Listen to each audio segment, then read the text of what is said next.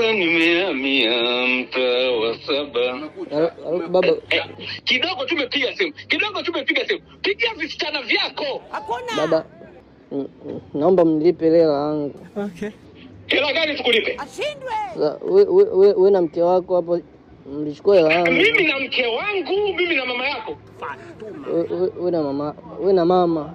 Leo mimi nampigia simu eti anasema hawezi kunilipa, eti alinibeba miezi 9. Kwani baba wewe ulinibeba miezi mingapi? Mimi nimewahi kukubeba wewe? Mimi sijawahi kukubeba. Kwa hiyo wewe unataka kulipe, si ndio? Ndio maana nakupigia wewe unilipe kwa niaba yake. Amekataa kukulipa, sasa nakulipa mimi, sawa? Okay. Baba. Hela ni chingapi? Nakulipa zote. 15k hapo. Bombavu mkubwa wewe. Unataka kei kutoka kwangu sasa? 15,000 kwa Kiingereza. 15,000. Naweka kumbukumbu sawa hapa, kumbukumbu za madeni yangu ambayo wewe unanidai. Siku hiyo ulipozaliwa nilinunua nepi za 300, ukawa umejikojolea nikanunua sabuni ya 400, zilikuwa sabuni zinaitwa Komoa. Uliogea wewe. Ulipigwa degedege Evans, ulikuwa hupumui. Nikauza ng'ombe 3 ili wewe upone. Sasa baba hapo umepata nini? Wewe kama mnanilipa 15,000 yangu nilipeni bwana.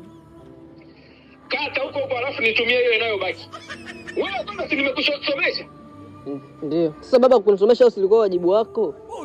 Ulikuwa wajibu wangu mimi mzazi kukusomesha wewe mwanangu. Lakini mwanangu kunitunza mimi mzazi wako naona sio wajibu. Hii ni mbaya. Sasa baba kwani unapokuwa unanisomesha mimi ulikuwa unajua kama nitakuja kufanikiwa baadaye hivi? Nilijua utafeli. Basi ndio maana sijakudai hela zangu. Nilipe hela zangu.